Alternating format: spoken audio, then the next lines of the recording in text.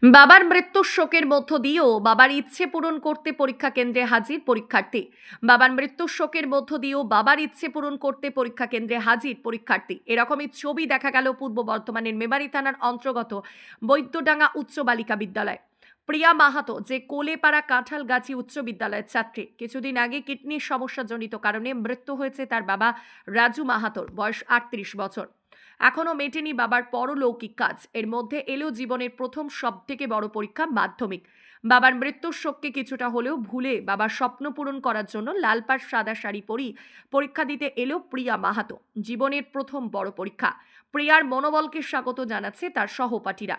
তার খুবই ভালো ফল হবে এমনটাই আশা করছে তার বন্ধু বান্ধবীরা। তোমার নাম? প্রিয়া মাহাতো। আমি দেখতে পাচ্ছি যে তুমি একটা ইয়ে করে রয়েছো স্কুলে। কে মারা গেছে? বাবা। কত নম্বর? আজকে নিয়ে 11 দিন হচ্ছে। মানে এইরকম একটা পরিস্থিতিতে তারপরে তুমি পরীক্ষা দিচ্ছ। মানে এই বিষয়টা একটুখানি বলো যে কেন এত লড়াই করে?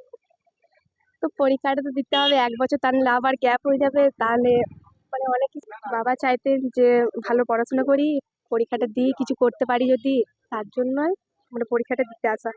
যে বাবার স্বপ্ন পূরণের জন্য বারোর সপ্তাহ পুরোটার জন্য এই লড়াই।